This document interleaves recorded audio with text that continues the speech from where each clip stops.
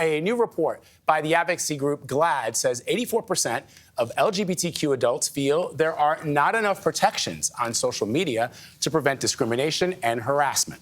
The report says 5 major social media giants failed when it comes to things like restricting harmful content and offering gender pronoun options on profiles. CBS News has reached out to all 5 social media platforms. Meta, on behalf of Instagram and Facebook, says they prohibit violent, dehumanizing content directed against people who identify as LGBTQ+.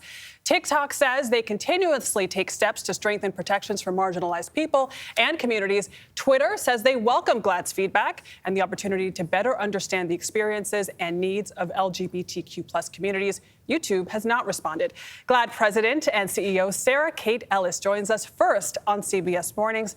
Good morning. Thank you for bringing attention to this. You know, when we were reading about this, I was shocked that 1 out of 4 LGBTQ youth has attempted suicide in the last year. Yeah. And this social media environment is contributing to that. What can parents do? What can allies do to fight this?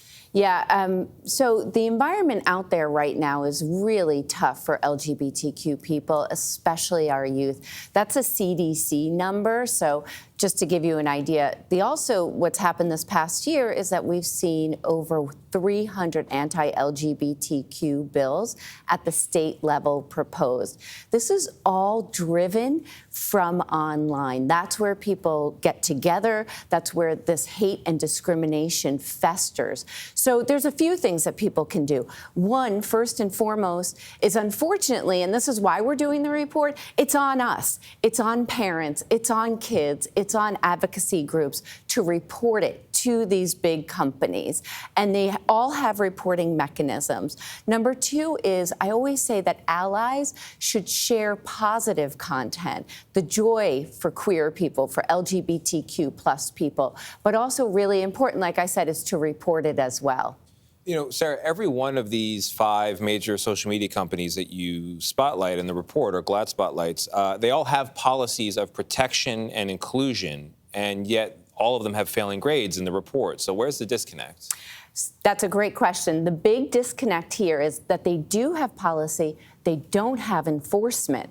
So it's the wild, wild west. You can say one thing, but a whole other thing is actually happening online. We just saw it last week with Elliot Page, who was targeted online, and his dead name was used, and videos were surfaced and created and targeted at him. And so we had to get in touch with them. Elliot Page's team had to get in touch with them to stop it or to curb it. And we know they have the tools. We've seen them use the tools to stop it and get ahead of it. But instead, it's all on us, the people who are on those platforms and the advocacy groups, to report it and to try and get them to stop it. And that's why we did the report in the first place, was to get them to get ahead of this and not come up from behind. What are the tools? Yeah, I was going to say, you have the tools, or you say they have the tools, but they're not using them, or are they doing anything right, I guess is the question. Well, I think we saw it, and there's been a lot of reporting on it in the 2020 election,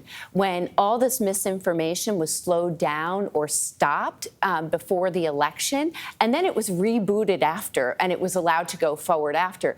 This is clearly profit over people. So some of the tools are friction. They can slow down the spread of misinformation. They can actually stop it, too, the spread of misinformation. And they can see things that are starting to bubble and stop them or divert them based on the tools that they have at their disposal. The very tricky thing, though, is that one person's misinformation is another person's free speech. And it's hard to know who to empower to oversee or police that. Congress? The tech platforms? Us?